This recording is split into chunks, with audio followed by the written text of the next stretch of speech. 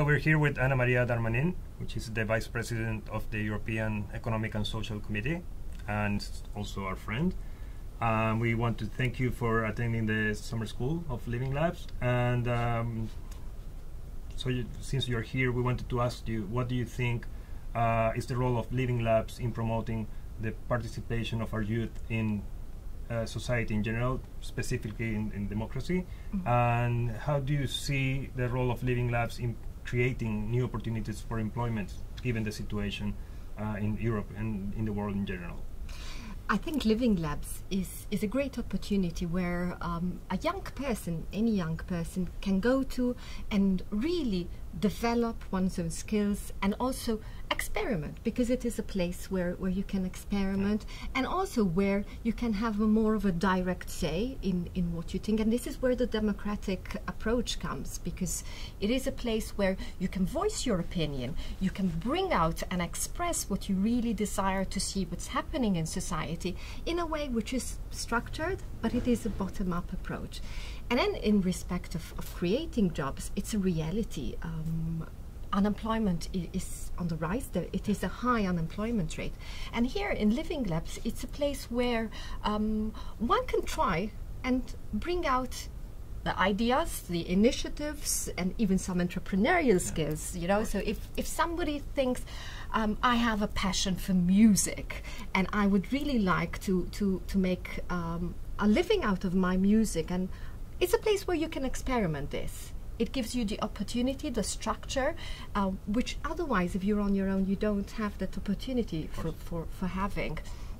But also, then, it's not only for the ones who have this idea or have this desire, but creating environments in which, through innovation, ideas are developed. This in itself gives opportunities for jobs within that same idea. So I think it is an excellent opportunity where somebody who is really trying to develop oneself and really not only contribute to society but also be more gainfully employed, gainfully occupied, it's an excellent opportunity. So I really would love to see more of these across Europe.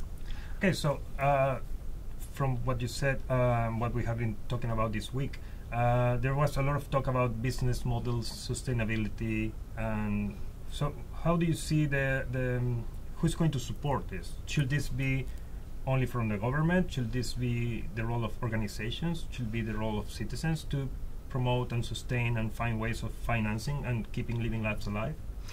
I think a crucial role to all this comes from civil society itself. Okay. So I think it is the, I wouldn't say obligation, but it's really something which we ought, as civil society, really bring together and support in some way these living labs. And when I say civil society, it is not only the certain NGOs, which they themselves very often need some form of funding themselves, but I'm speaking employers' organizations, I'm speaking trade unions, and I myself come from a trade union background, and I'm pretty sure my trade union would be very inclined to want to be part of something like this. So civil society has a key role. However, I do say that there needs to be the political commitment. So this is where the role of the state comes in, because you need to have a state which is not only committed by words but also puts in the money. And we have, unfortunately, a lot of austerity plans going on everywhere, but this is where you get innovation. So really, it's not in this kind of places that you should cut funding. Okay, so the final question is, well, we have discussed what we do in Citilab in our projects and how do we try to participate. And one of our focus in my particular personal approach is in education.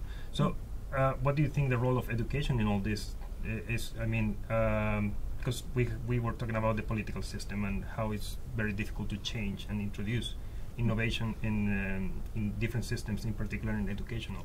So do you think that, again, that has to be promoted by the teachers, by the students, by the government? Or a key person to all this is the educator, the teacher.